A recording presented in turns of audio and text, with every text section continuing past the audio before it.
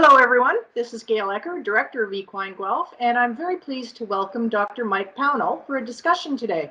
So, Mike, can you give us a bit of information about your background? Because you have a very interesting mix between your veterinarian degree plus your MBA.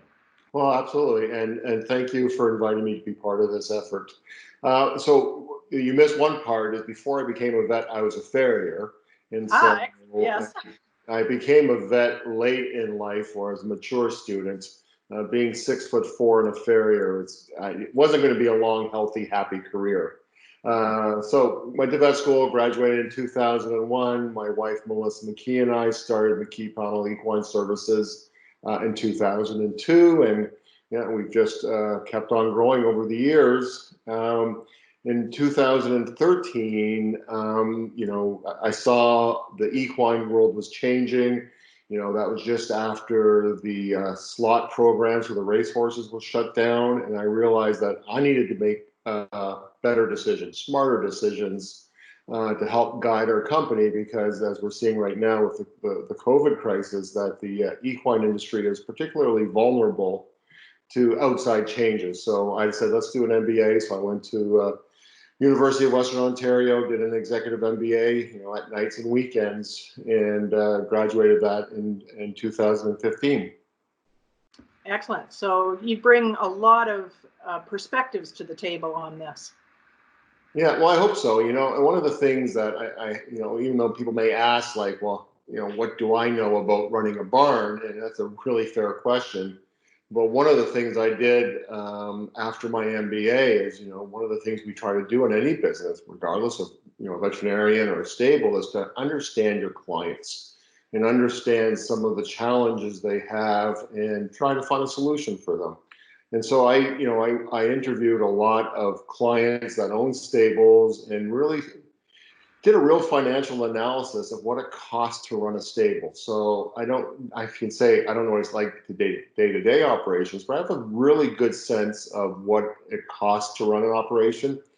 And also too, in our industry, the veterinarians as well, we like to always think that our business is unique, and some of the challenges that face our business are not shared by others. And nothing can be further from the truth. Business is business.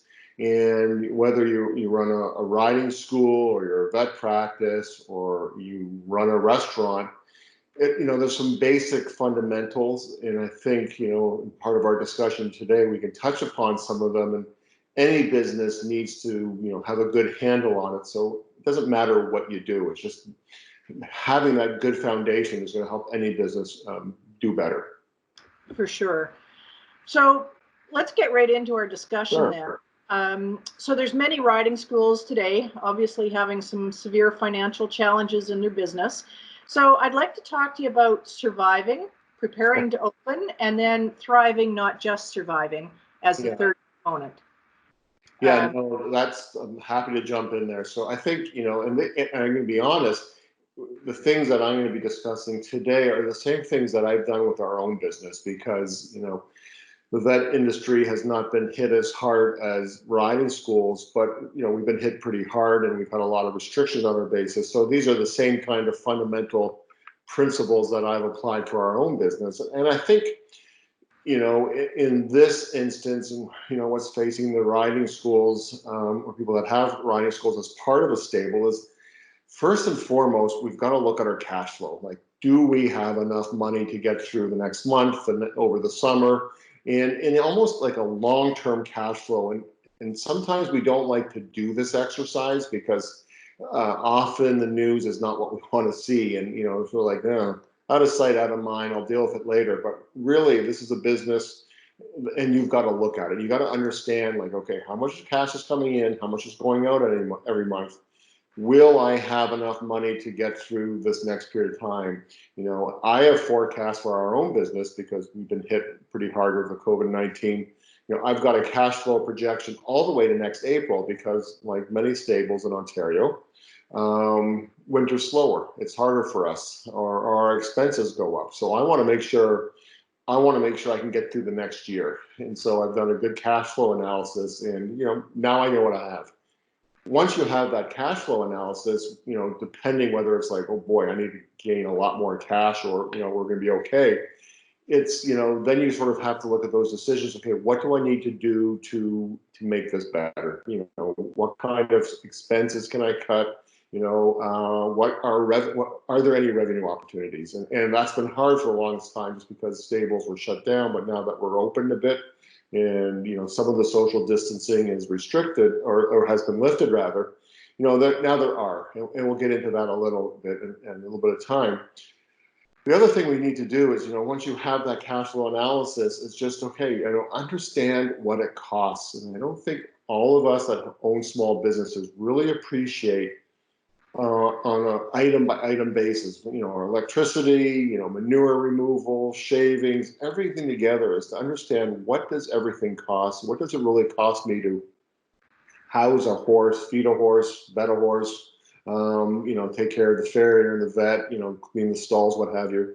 Really having an idea of exactly what it does, what the costs are. Because it's only when we have an idea what our costs are that we can have a basis of what should our prices be. And again, we'll get into that, because a lot of times in our industry, we're very price sensitive. There's been historical reasons why we charge things, or, everybody says, well, we charge X amount for lessons and that's just the going rate, but nobody really appreciates, and examines rather, just what does it take to run, to have a horse in a lesson program. And I think that's the kind of information. And again, it may be information you don't want to look at, but it's information that you need to know, because then you can make plans, you can make the changes, you can make an adjustment. The other thing we're going to be looking at is, as we're, what kind of marketing, what kind of promotions are we doing as we're preparing to open up, out of sight, out of mind to a certain degree of lessons. It's been a couple of 3 months now. And so we have to start positioning ourselves that, yeah, we're open for business. Excuse me.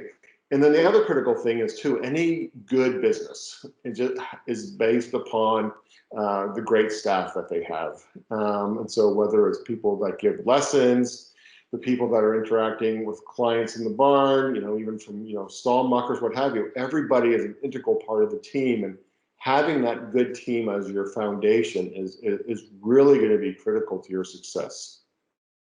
Excellent. Okay. All right. So let's go into some of those things one by one, and Sure. have a discussion on each one. So where would you like to start? The one area, we talked a little bit about cash flow, but the one area we need to be looking at too is, we'll get to that in the cash flow, we'll come back to it, but one thing we need to be looking at is communication with advisors that we have, or other professionals. So you run a stable.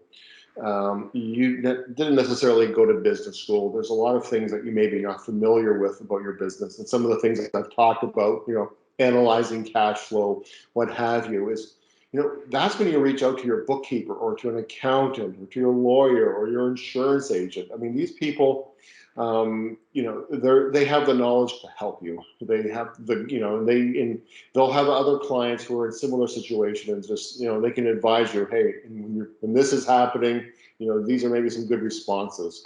If you're finding that your cash flow is lacking, and you might need to have some short-term loans, or some sort of, cash infusion.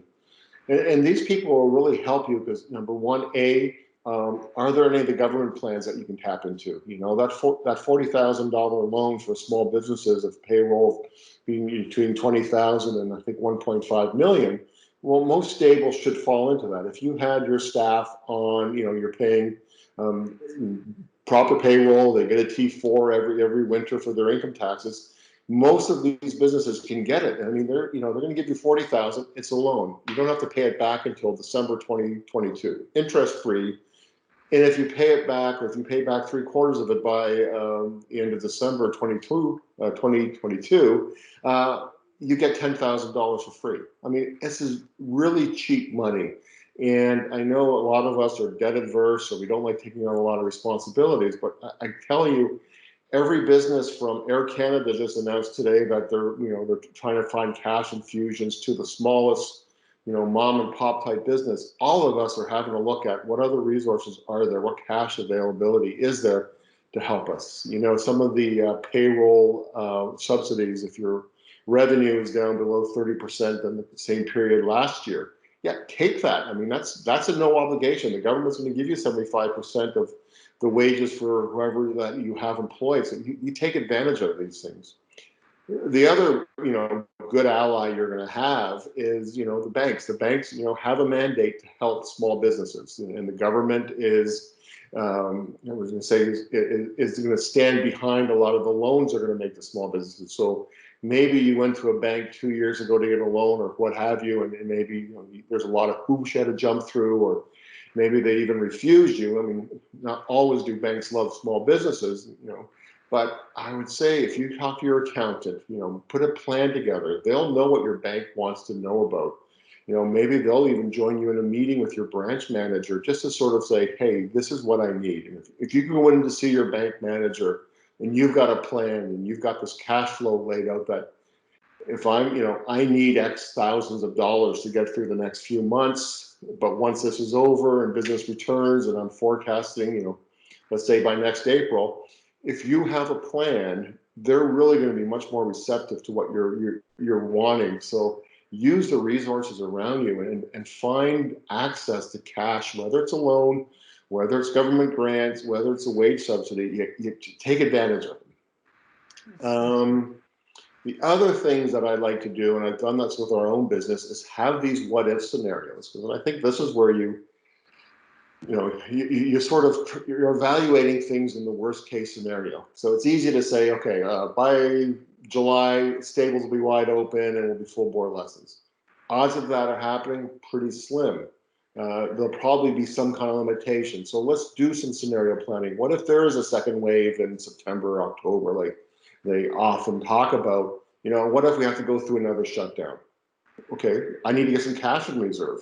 This is when I should be talking to my bank sooner rather than later, or taking advantage of some of these government loans.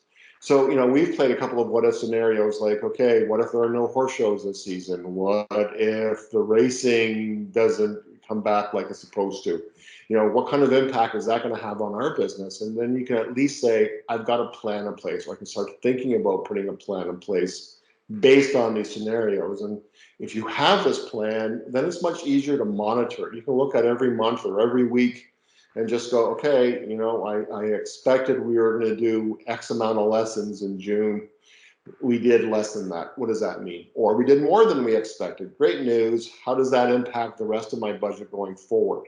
So I think having that scenario planning, those what ifs, and really trying to be hyper pessimistic, bordering on realistic too. Like, as small business owners, and if you're in the horse business particularly, we're pretty optimistic. We're always thinking there's a better day and things will get better. And, we do a lot of what we do for the love of the horse, and the business is often left in the background. But, we can sometimes be overconfident. So sometimes if you say, hey, here's a projection that we're going to do 100 lessons in June, just making up a number.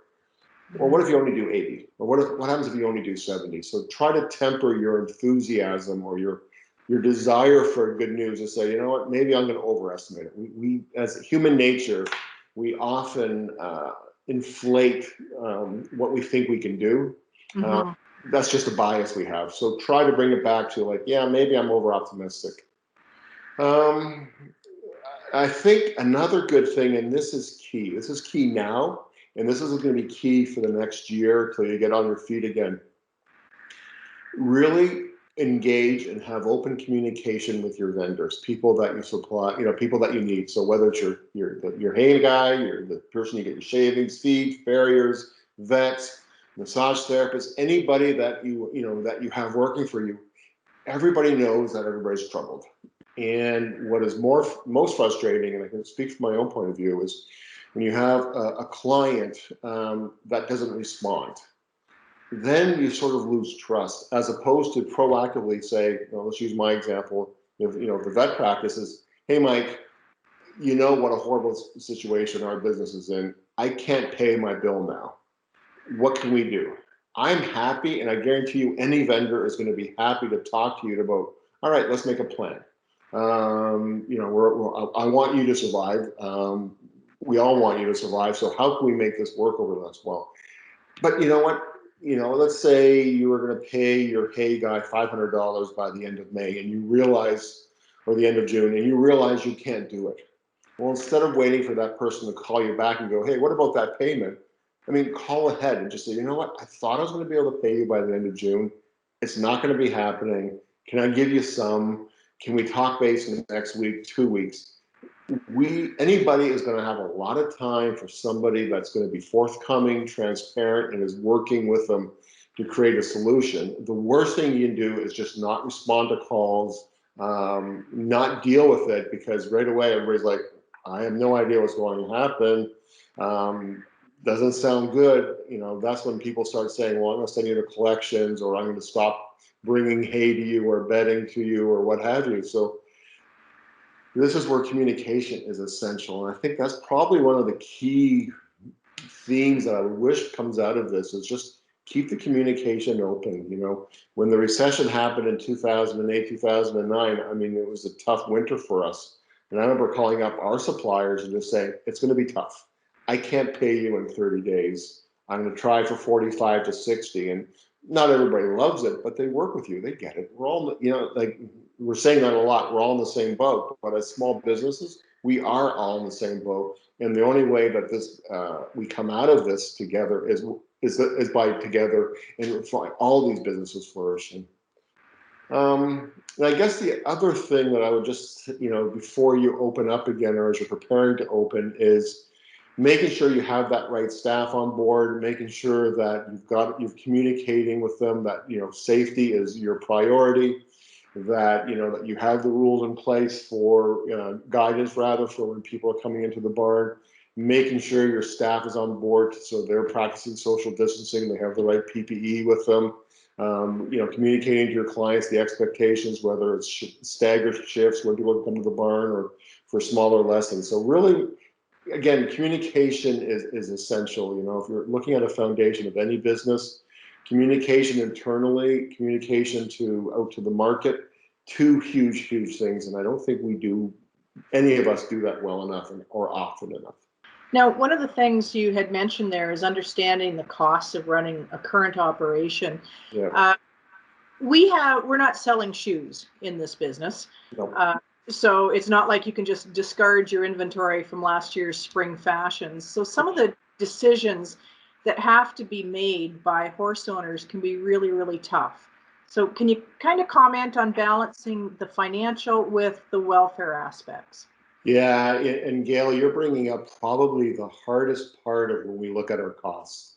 We love our animals, a lot of our animals, we have great memories, but I also know, and it's many of us have horses that, and this is really a delicate subject, so I'm really not jumping into it. I want to make sure everybody gets the intent of this is, I've seen clients that have so many horses that are the retired school horses that they're not doing anything that's going to generate revenue. So yes, they're living on a pasture and they've got round bales, and it seems like there's not a lot of expense, but the expense accumulates over the years. And so by what you have is the horses that are in work, doing lessons, generating revenue, they're also having to pay for the retired horses too. So we really do have these difficult decisions of, okay, do I have too many horses? Is there a way that I can, have sponsors for the remaining retired horses? Can we give them away? Are there options that we can do for it? I mean, the inevitable ones, which we never want to think about, is sending it to the auction, and it's hard for all of us to think about that with these horses that we've known for so long. At the same time, you're not helping your current horses, the ones that are out there that have a career, that are working hard, carrying kids around on lessons, because with a lot of what could go to them or could go to you as the owner of the business is having to be shared. So it's a tough decision. It's almost like the Sophie's Choice type of decisions, like, which one of your kids do you have to give up? Nobody wants to think like that. But when you've got to put on your business hat, because you're looking at dollars and cents and trying to figure out, what do I need to do to survive? The other aspect in terms of how you're buying, some people are buying hay every month, getting what they need, but the price fluctuates. You don't really have a guarantee, and when things get we have less supply of it, the price goes up. You know, the hay guy's going to say, you know, I've only got 2,000 bales left. I'm going to raise them up by $1. So maybe you're better off buying it and investing all for the year so you have a steady supply at the cheapest price. But I also think the key thing about knowing what it costs to do things is to understand what you should charge.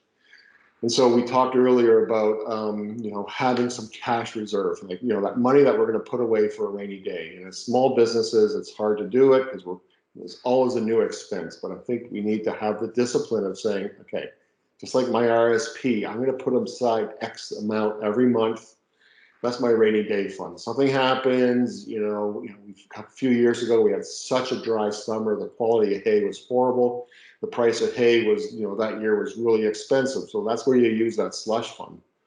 And so the example I often think about is when we look at our costs and we look at what we charge for things now, then you say, okay, what happens if I raise my prices 3%? And then, 3% is not a lot. And most people are not going to notice it. And most people, I would say pretty well every person, is not going to stop taking riding lessons because they went up $2. Nobody's going to do that. But when you start thinking, if you're doing like 20 lessons a day and you're making an extra $2, well, that's an extra $40 a day times a week of 7 days. That's an extra 4 times 7. That's almost $300.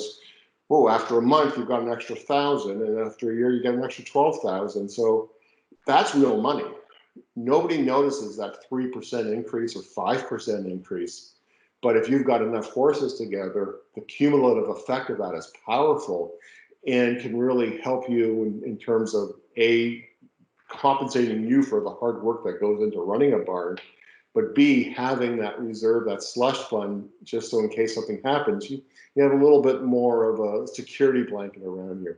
So, I think, this is my opinion, but when I talk to a lot of people, I talk to our clients, is, everybody is very cost sensitive. And yeah, we're good people, and a lot of the people that ride with us are friends. We see them year after year, we become very friendly, but yet it's a business. And if we don't understand what it costs us and we don't charge appropriately, we are the ones that get affected the most. Our horses get affected the most.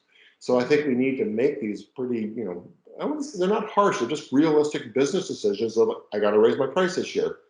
And again, most people are not, price shopping going, oh, stable A, you charge us X amount for lessons and somebody else is $1, $2, $5 cheaper. People don't necessarily make decisions on that. They, if they like where they are, they trust who you are, it's a safe environment, the horses are good, the horses take care of the kids. I guarantee you, most people that have riding stables could raise their prices $5 a lesson, and they're probably not going to get a lot of pushback on that.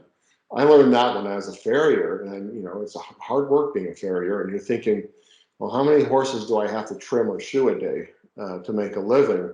And then you think, well, if I raise my fees $10, I can make the same amount of money doing less horses, easier on my body, easier on my equipment. And farriers are usually the smartest ones in our business who charge appropriately. And it's probably because their job is backbreaking that they really look at what does it cost and make sure they charge appropriately. So, yeah, I know it's a bit of a, nobody likes talking about pricing, and none of us want to be accused of being money hungry and really going after people, but we have costs, and when we look at when gas prices are high, they're not giving you a break at the gas station. You're not getting a break on your insurance. You're not getting a break on electricity. All these things that we buy and consume, we're paying full price, but yet we think that we should maybe give discounts to people because we want to be nice. And it's, then it's like, you know what, this is the price of a business. This is a business.